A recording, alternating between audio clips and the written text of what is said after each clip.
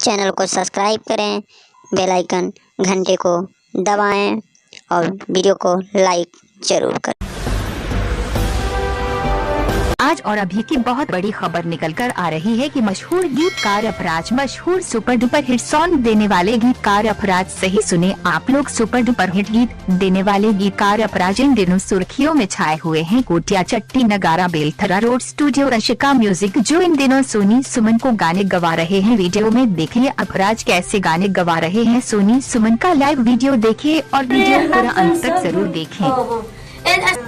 आवते पलंग पर लागेल फेरे हाथ सगरो चला आवते पलंग पर लागेल फेरे हाथ सगरो अलंग पर दूरी बनाए ननी दम घुटेला, दूरी बनाए तो दम घुटेला, मन घबरा जाला। एकदम उठा देबे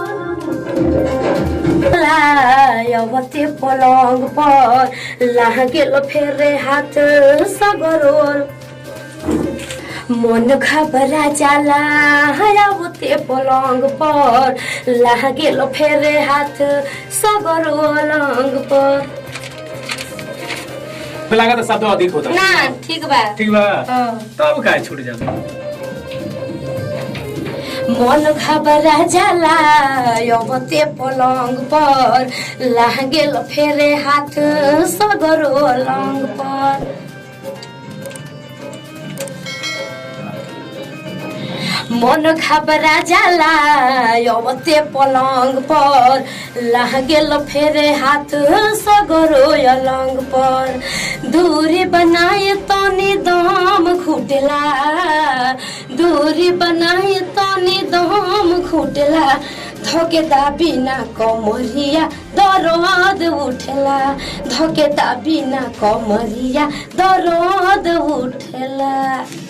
तू सरकार पर मिस्टेक कर देता हूँ। क्या उठाओ तो नहीं होएगा ना, उठाएगा बा। ठीक है उठाएगा। मन घबरा जाला आवते पलंग पर लागेल फेरे हाथ सगरो अलंग पर। ये गाना अच्छा उठाएगा। बस सही वाला उठावे के बाद हे ये जैसे बोले बात जैसे बना दो बताओ थे जैसे खाली ये गाना बोले के बाद मन घबरा जाला आवते पलंग पर लागेल फेरे हाथ सगरो अलंग पर। आराम से आ दूसरा का भी उठाओ के बाद मन घबरा जाला आवते पलंग पर लागेल फेरे हाथ सगरो अलंग पर। ठीक बा। ना ना ना ना